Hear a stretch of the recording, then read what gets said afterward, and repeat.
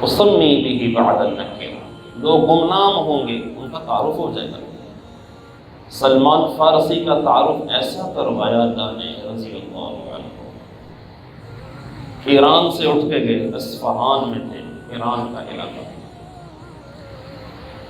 خاندان اور پیدائشی طور پہ آگ پرست، آگ کی پوجا کرنے والے۔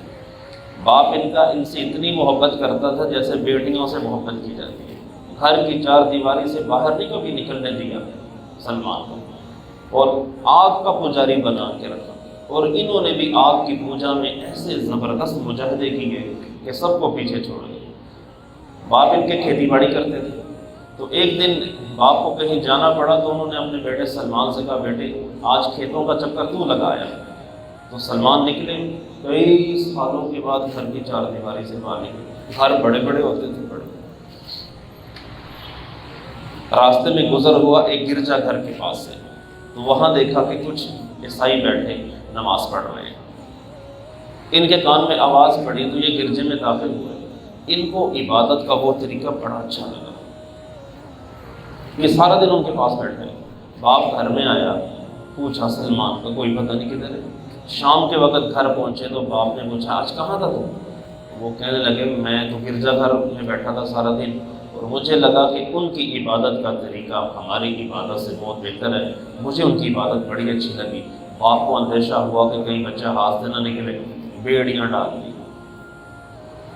تو جو وہاں پہ پادری تھے اس گرجا گھر کے، ان کے ساتھ ان کا کوئی رابطہ ہوا تو ان سے پوچھا کہ آپ کے مذہب کو صحیح طریقے سے جاننے والے لوگ کہاں ملیں گے؟ انہوں نے بتایا ملک شام میں، اس وقت ہمارا عروج وہاں پہ ہے۔ تو انہوں نے کہا کہ جب کوئی قافلہ ملک شام سے آئے مجھے ضرور اطلاع کرنا۔ ملک شام سے کوئی قافلہ آیا، ان کو بتایا گیا، کہنے لگے جب ان کی روانگی کا وقت ہو تو مجھے بتانا۔ جب ان کی روانگی کا وقت ہوا ان کو بتایا گیا، بیڑیاں توڑیں اور چپکے سے قافلے میں شامل ہو کر ملک شام پہنچے ایک پادری کے پاس۔ پادری کی خدمت میں رہنا شروع کر دیا اور بڑی طلب سے گئے تھے۔ ہمیشہ بھائیوں اس چیز کو یاد رکھنا چاہیے کہ جب بندے میں سچی طلب ہوتی ہے حق کی، اللہ پاک اس کو راستہ ضرور دکھاتا ہے۔ حق کی طلب، دیکھیں ہم کسی سے آج بحث بھی کرتے ہیں نا تو ہمیں حق کی طلب نہیں ہوتی، ہم صرف اپنے مسلک کو دوسرے کے مسلک پر تھوپنا چاہتے ہیں۔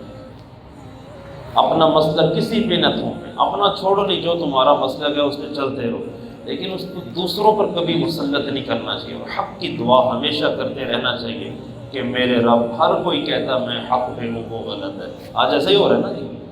عام بندہ وہ کشمکش کا شکار ہے کہ یار میں کتنے جاؤں، یار میں کہاں جاؤں۔ جس بندے کے منہ سے سن کہتا ہے میں جنتی ہوں، وہ نے نہیں جانا دو سب سے، گمراہ ہے، بدعتی ہے، کافر ہے، فلانا جو بھی ہے۔ اللہ سے پھر مانگو اور سچی طلب دل میں رکھو کہ میرے رب مجھے صحیح رستہ دکھا۔ سلمان فارسی ملک شام پہنچے اس پادری کے پاس، وہ پادری 2 نمبر نکل آیا۔ وہ لوگوں سے کہتا تھا خیرات کرو، صدقے کرو، تو جب لوگ اس کو دے کے جاتے تھے نا تو وہ مٹکوں میں جمع کرتا رہتا تھا، سونا چاندی، اس نے وہ 7-8 مٹکے بھر لیے۔ اور پھر خواتین کے ساتھ اس کے تعلقات قائم ہونا شروع ہوئے۔ تو سلمان فارسی دل ہی دل میں گھڑتے تھے کہ میں کس مصیبت میں پڑ گیا۔ جب وہ مر گیا تو مرنے سے پہلے سلمان فارسی جب وہ مرا تو اس کی تجہیز و تکفین جب انہوں نے کی تو سلمان نے اس کا راز کھولا کہ اصل میں یہ بندہ ایسا تھا اور اس نے لوگوں کے صدقے خیرات کو اپنے پاس ہی اکٹھا کر کر کے جمع کیا ہوا ہے۔ لوگوں نے کہا کہاں ہیں؟ تو سلمان نے 7 بڑے بڑے مٹکے جو سونے سے بھرے تھے وہ لا کے پیش کیے۔ انہوں نے پھر اس کو قبر میں دفن نہیں کیا بلکہ صلیب پہ لٹکا دیا، گدے کھا گئے، کبے کھا گئے، چیلے کھا گئے۔ انہوں نے پھر اس کی جگہ پہ ایک دوسرا پادری مقرر کیا جو بہت زاہد تھا، بہت نیک تھا، پارسا تھا۔ سلمان اس کی خدمت میں رہے۔ جب اس کی وفات کا وقت آیا ان سے پوچھا میں آپ کے بعد کس کے پاس جاؤں؟ تو انہوں نے کہا موصل عراق میں چلے جانا، وہاں پر ایک بڑے پادری بشپ رہتے ہیں، وہاں چلے جانا۔ وفات کے بعد وہاں چلے گئے، ان کی خدمت میں رہے۔ وہ بھی بڑے اچھے پادری تھے، بڑے اچھے اور اللہ کی عبادت کرنے والے، شرک سے منزہ۔ ان کی وفات کا وقت آیا، ان سے پوچھا آپ کے بعد کہاں جاؤں؟ مقام نصیبین پہ بھیج دیا۔ وہاں پر بھی پادری کی خدمت میں رہے، ان کی وفات کا وقت آیا، ان سے پوچھا تو انہوں نے کہا عبوریہ میں چلے جانا، عبوریہ میں چلے گئے۔ ان کی وفات کا وقت آیا تو انہوں نے کہا گوہر شاہی چلے جانا، وہاں چلے گئے۔ پھر وہ جو آخری پادری تھا نا، اس سے کہنے لگے اب میں کہاں جاؤں، آپ مجھے کو وصیت فرمائیں۔ کہنے لگا اب دنیا میں کوئی ایسا نہیں ہے کہ جس کا میں تمہیں پتہ بتا سکوں، اب اگر ہو سکے تو ایک نبی آنے والے ہیں، آخری نبی ہیں، وہ مکہ میں پیدا ہوں گے اور کھجوروں والا ایک علاقہ ہے، وہاں وہ ہجرت کر کے پہنچیں گے، اگر تم سے ہو سکتا ہے تو عرب کی سرزمین کی طرف نکل جانا۔ تو عرب کا کوئی قافلہ وہاں آیا ہوا تھا، اس سے انہوں نے رابطہ کیا میں عرب جانا چاہتا ہوں اور مکہ مکرمہ جانا چاہتا ہوں۔ انہوں نے کہا ٹھیک ہے آ جاؤ۔ سلمان نے کہا میرے پاس گائیں بھی ہیں، بکریاں بھی ہیں، اونٹ بھی ہیں جو میں پال رکھا ہوں، یہ سب کے سب میں تمہیں دے دوں گا، مجھے میری منزل تک پہنچاؤ۔ عرب کے قافلے نے ان کو وہاں سے اٹھایا اور ایک جگہ لا کر فروخت کر دیا، دھوکہ دے کے فروخت کر دیا۔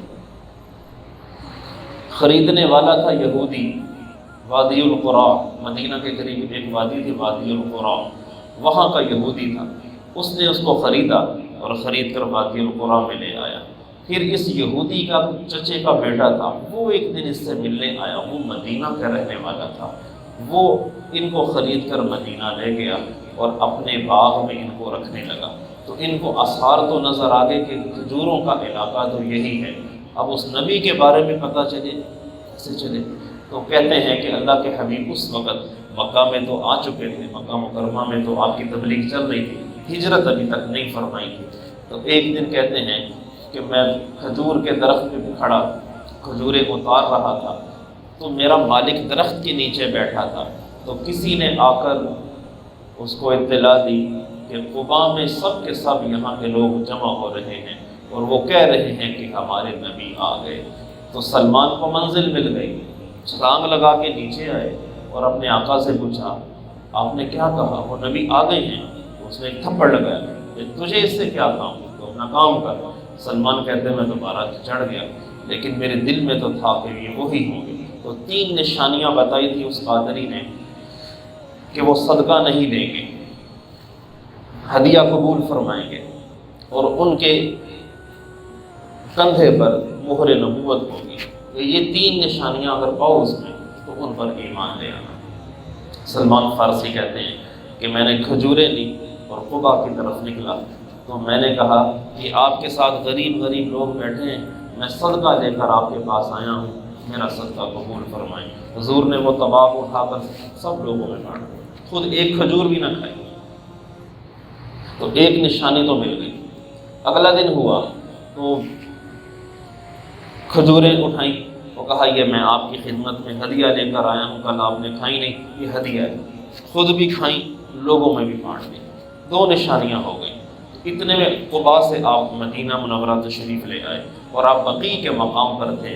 تو سلمان کہتے ہیں تیسری کی نشانی میں تلاش میں میں نکلا تو اللہ کے حبیب صلی اللہ علیہ وسلم کسی کے جنازے سے فارغ ہو کے تشریف فرما تھے، تو میں آپ کے گرد ہی گھوم رہا تھا، آپ کے ارد گرد گھوم رہا، مجھے وہ نظر آئے کہ مہر نبوت کہاں ہے۔ اللہ کے حبیب صلی اللہ علیہ وسلم نے جب مجھے دیکھا اس طرح گھومتے ہوئے تو چادر ہٹائی، تو جب انہوں نے چادر دیکھی تو وہ اتنا روئے کچھ نہ پوچھا، اور چومنے لگے مہر نبوت کو اور اللہ کے نبی کی گود میں لوٹ پوٹ ہونے لگے۔ تو حضور نے کہا سلمان منا اہل البیت، سلمان میرے گھر کا آدمی ہے، سلمان الخیر اس کا نام رکھا، سلمان الخیر۔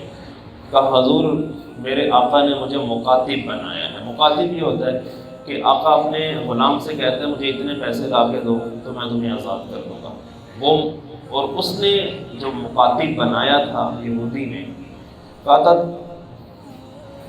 300 کھجوروں کے درخت ایک زمین پہ لگاؤ، جب وہ بڑے ہو جائیں ان پہ پھل آ جائے، ایک شرط یہ ہے، اور دوسری یہ کہ مجھے 40 اوقیہ سونا دے دو، وہ بڑی مقدار بن جاتی ہے 40 اوقیہ سونے، تو مجھے 40 اوقیہ سونا چاہیے، یہ 2 شرطیں تم میری پوری کرو تم آزاد ہو۔ اللہ کے حبیب صلی اللہ علیہ وسلم نے صحابہ کرام میں اعلان فرمایا کہ سلمان کو آزاد کرنا ہے تو اس کی یہ شرط پوری کرنی ہوگی، تو کھجوروں کی جو پنیری ہے نا وہ لا کے دو۔ تو لوگوں نے 20 جو پودے تھے وہ لا کے دیے اور پوچھ لیا یہودی سے کہ کس زمین پر لگانے ہیں۔ وہاں پر جا کر آپ صلی اللہ علیہ وسلم نے فرمایا صحابہ سے گڑھے کھودو، سب نے گڑھے کھودے، 300 گڑھے کھود دی، اپنے ہاتھوں سے پنیری آپ لگاتے رہے۔ ایک پنیری، ایک پودا عمر بن خطاب نے بھی لگا دیا،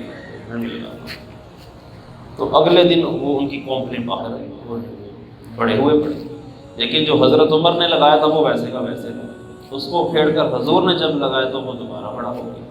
ایک شرط تو پوری ہوئی، دوسری 40 اوقیہ سونے کی شرط تھی۔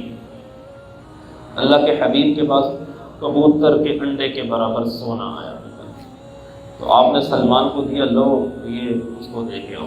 تو حضور یہ تو بہت تھوڑا ہے، 40 اوقیہ سونا کتنے کلو سونا بن جاتا ہے، یہ تو تھوڑا سا ہے۔ تو آپ نے فرمایا جب تم اس کا وزن کرو گے تو تم آزاد ہو جاؤ گے۔ تو جب اس کو تولا گیا تو وہ 40 اوقیہ بھی تھا۔ اللہ نے اس میں ایسی برکت ڈالی، اس کا وزن ہی زیادہ ہو گیا، سلمان آزاد ہو گیا۔ اور پھر آپ نے صحابہ کو اکٹھا کر کے فرمایا بیٹھو اور جو سلمان کا قصہ ہے کہ اسلام لانے کا وہ سنو۔ اس لیے صحابہ میں سب سے زیادہ جو عمر پائی وہ سلمان فارسی نے پائی۔